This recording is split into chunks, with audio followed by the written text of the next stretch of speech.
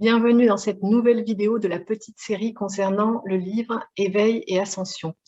Dans la 4e vidéo, je vous avais parlé de je suis, notre présence, notre soi supérieur, notre véritable identité.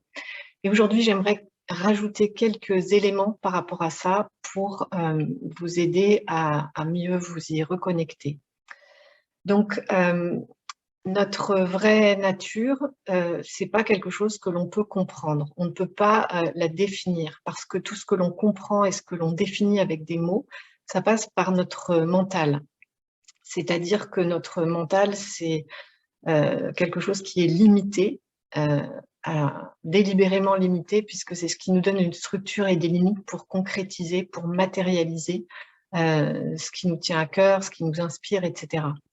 Donc, notre vraie nature, en fait, se situe au-delà de notre mental. C'est nous-mêmes, c'est notre essence, c'est notre véritable nature subtile. On ne peut pas la voir avec les yeux, on ne peut pas la définir, on ne peut pas la délimiter. Donc, pour le mental, c'est très dérangeant parce que le mental ne conçoit que les choses qui sont définies, déterminées, avec des contours. Donc déjà, en reconnaissant ça, ça permet de se connecter à l'idée, en tout cas, que nous avons une vraie nature qui n'est pas simplement l'apparence que l'on a, c'est-à-dire notre corps physique et notre personnalité. Il y a quelque chose d'autre au-delà de ça. Et on ne peut pas le comprendre. En revanche, on peut l'incarner. On peut le ressentir, non pas au travers de sensations physiques, mais au travers de notre conscience intérieure, si je puis dire. Au travers de notre cœur, on peut ressentir cette présence parce que c'est par là que passe sa guidance et sa communication. C'est au travers du cœur, c'est un niveau subtil, mais c'est perceptible et accessible pour chacun. D'ailleurs, si on ne peut pas le comprendre et le définir, on ne peut pas non plus ne pas être notre soi supérieur. C'est-à-dire qu'on l'est tout le temps puisque c'est notre vraie nature, c'est notre véritable identité. C'est quelque chose qui est là tout le temps. Et c'est comme si notre corps et notre personnalité étaient l'avatar de ce soi supérieur. C'est un rôle, c'est un habit que l'on prend pour pouvoir l'incarner. Donc, on ne peut pas le comprendre, on ne peut pas le définir, on peut le ressentir à l'intérieur et on l'incarne en fait en permanence.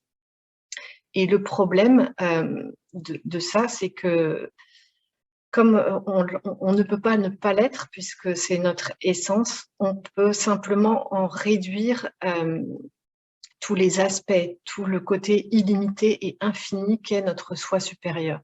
Et ça, on le fait malgré nous. Et ça se fait au travers de nos blessures d'enfance dont on n'est pas conscient.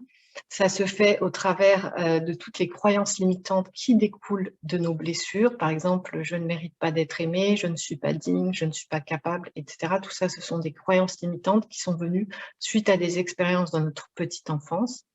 Et ces blessures, donc, elles génèrent à la fois des croyances limitantes qui nous réduisent, qui réduisent notre potentiel, qui réduisent notre faculté d'incarner ce soi supérieur, et également toutes les émotions enfouies que l'on n'a pas pu exprimer suite à ce constat de séparation ou de ne pas être suffisant tel que l'on est. Ça crée une souffrance à l'intérieur, ça crée une déconnexion en fait du soi, de la conscience du soi. Et donc, à partir de là, on ne sait pas qui on est et on joue des rôles, on met en place des stratégies de compensation pour être aimé, pour recevoir de l'amour de l'extérieur, alors que notre soi supérieur est notre propre source d'amour. Donc, comment pouvoir incarner ce soi supérieur sans nos limites? Eh bien, ça demande un travail de nettoyage, ça demande un travail de prise de conscience, ça demande un travail de pouvoir exprimer, reconnaître, exprimer, accepter les émotions qui sont en nous depuis des années, qui sont là comme des charges émotionnelles qui nous plombent et qui réduisent en quelque sorte le flux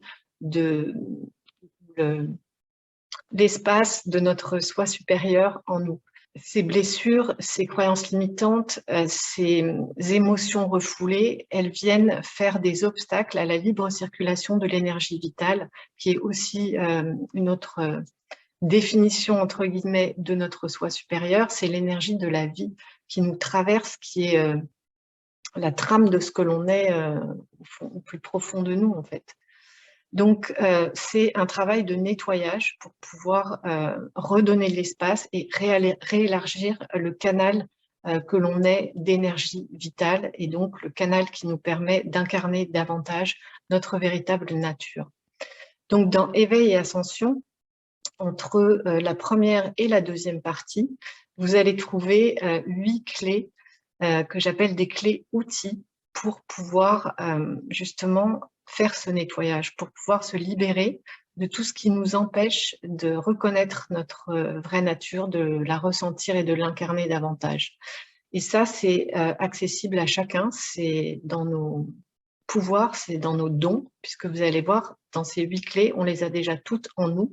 Il n'y a pas besoin d'acquérir quelque chose de supplémentaire. C'est des choses qu'on a déjà en nous, qui sont accessibles et qui sont gratuites en plus. Donc, c'est simplement un effort de se tourner à l'intérieur de soi, d'apprendre à se connaître et d'utiliser ces clés outils qui sont déjà en nous. On a déjà le trousseau en nous à la naissance, on est tous dotés de la première clé, par exemple, qui est la conscience. La conscience d'être conscient d'être en vie et d'être conscient d'être conscient. Et c'est au travers de cette conscience, de cette reconnaissance, cette capacité de reconnaissance que tout nous devient accessible et que tout devient possible. Je ne vais pas vous les décrire ici dans le détail parce que vous allez retrouver ça au milieu du livre. Entre, encore une fois, la première et la deuxième partie, vous allez retrouver tout ça en détail. Simplement, je vais vous les citer aujourd'hui pour que vous puissiez voir que c'est des choses que vous avez déjà en vous. Donc, je vous ai dit la conscience. Ensuite, la deuxième clé, c'est l'amour. L'amour, c'est pareil, c'est quelque chose d'inné parce que c'est notre essence. Si on voulait définir le soi supérieur, c'est l'énergie d'amour illimité, d'amour inconditionnel, d'amour infini. Et donc, cet amour, c'est ce qui nous permet de tout faire, de nous guérir, de nous aimer avec les qualités et les faiblesses, les défauts de notre personnalité. C'est ce qui nous permet de nous accepter dans notre totalité et c'est de cette manière-là que l'on va pouvoir laisser plus d'espace à notre soi supérieur, qui est amour infini et inconditionnel. Donc, il ne choisit pas non, je ne t'aime pas parce que tu n'es pas capable de ou tu n'as pas cette qualité-là. C'est notre soi supérieur, c'est notre source d'amour, quelles que soient les circonstances, quelles que soient nos caractéristiques. Ensuite, on trouve, après la conscience et l'amour, on a l'intuition. On a tous de l'intuition, c'est le canal de communication de notre soi supérieur. Donc, à chacun de découvrir de quelle façon le soi communique le mieux avec vous. Comment vous percevez le mieux sa guidance, ses messages, l'inspiration qu'il vous procure, son amour. Certains, ça va être au travers de flash, par exemple, visuels qu'ils vont avoir. D'autres, ça va être au travers de messages qu'ils ont l'impression de percevoir au niveau auditif ou des idées qui passent par le mental. Mais le mental n'est qu'un filtre pour avoir des mots, pour que ce soit intelligible, mais ça ne vient pas du mental. Ça vient aussi, je vous ai dit, par le cœur, ça peut venir au travers de sensations kinesthésiques, donc dans l'énergie, enfin bref, il y a plein de canaux. Là-dessus aussi, j'ai fait une vidéo qui est sur ma chaîne YouTube pour vous aider à découvrir les canaux de votre intuition, donc de votre lien avec votre soi supérieur, la façon dont il communique avec vous. Ensuite, la quatrième clé, c'est le ressenti. Je vous disais, je vous ai parlé au début du ressenti intérieur, du ressenti subtil, que l'on capte tous, mais pour ça, il faut se rendre réceptif, il faut être calme, il faut pouvoir se mettre à l'écoute, il faut pouvoir découvrir cette faculté que l'on a en soi, au-delà de nos ressentis émotionnels ou de nos ressentis procurés par nos sens notamment. Ensuite, on a aussi nos pensées, parce que nos pensées, en fait, c'est ce qui nous permet d'expérimenter les choses. C'est grâce à nos pensées, on a toujours une idée avant de faire quelque chose, ça vient toujours au travers d'une idée ou d'une pensée. Et donc, nos pensées, plus associées à notre conscience, nous permettent de générer des émotions qui vont nous permettre de vivre une expérience. Donc, nos pensées, ce n'est pas quelque chose de négatif, sauf si elles s'emparent de nous, sauf si on est sous leur emprise de pensées négatives, de ressassement. Et là, c'est qu'il y a quelque chose à libérer, il y a quelque chose qui nous pollue, qui nous vampirise. Donc, c'est quelque chose à identifier pour pouvoir s'en libérer. Mais nos pensées, en fait, c'est vraiment une source de création, de manifestation de notre soi supérieur. C'est un outil de manifestation. Et on peut choisir nos pensées, on peut choisir d'orienter nos pensées.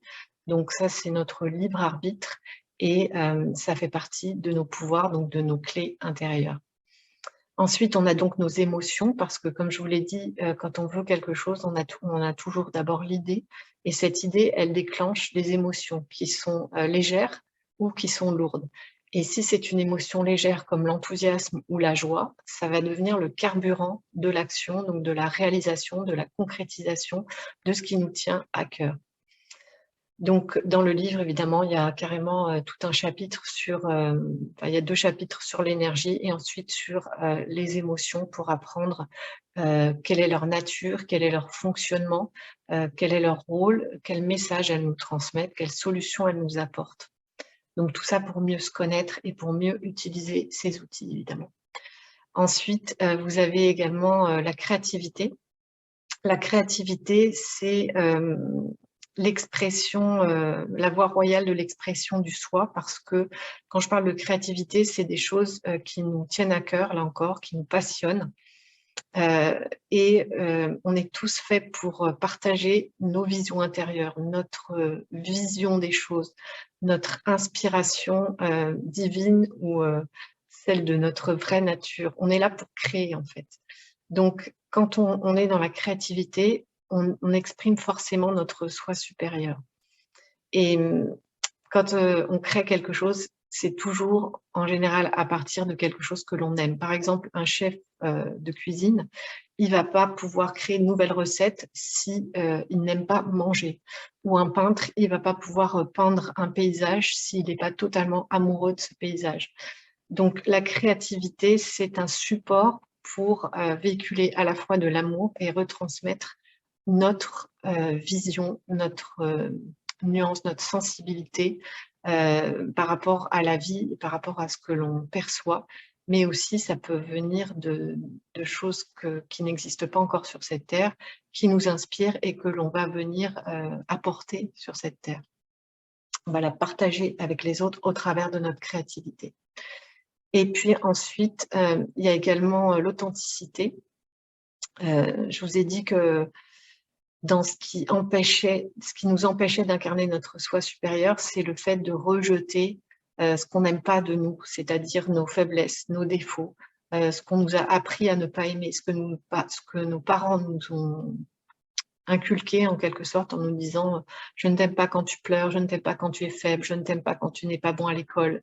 Donc nous, on a fait nôtre ces croyances et donc à chaque fois qu'on s'empêche de s'aimer soi-même, qu'on ne peut pas aimer ces parties de nous qui sont peut-être plus faibles ou qui ne sont pas parfaites, eh bien on se limite, on se réduit, on se divise.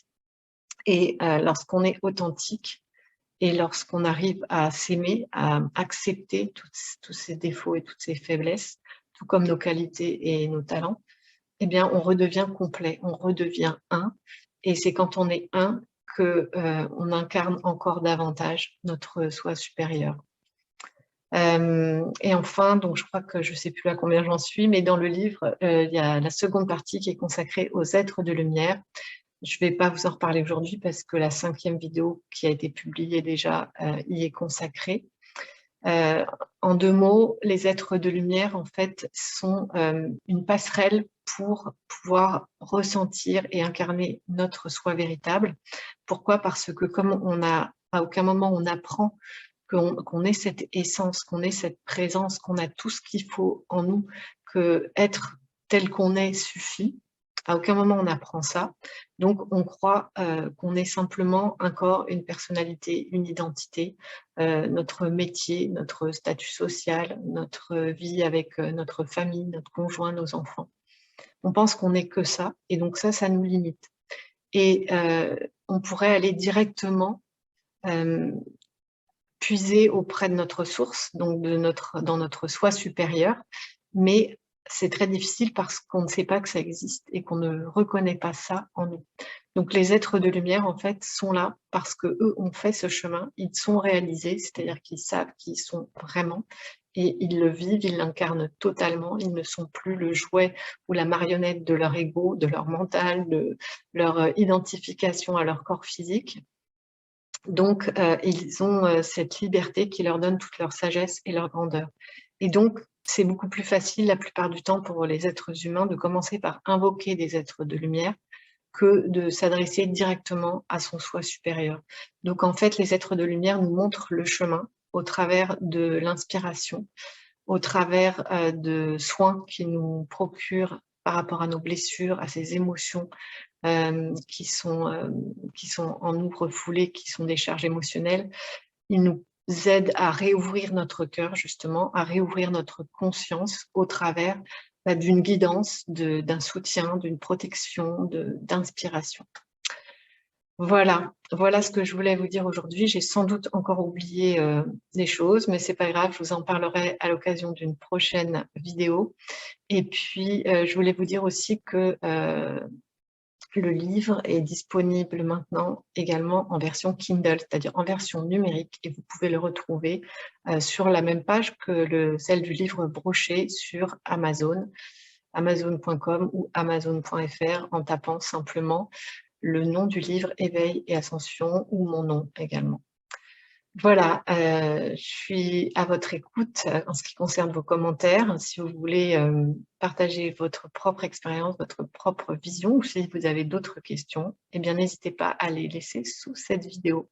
Et moi, je vous souhaite une excellente fin de journée et je vous retrouve bientôt dans une autre.